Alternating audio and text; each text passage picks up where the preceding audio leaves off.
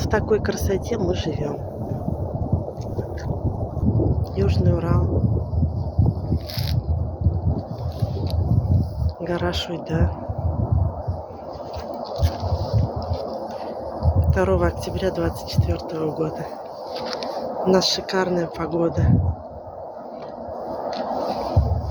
Мы с мужем немножко вышли погулять.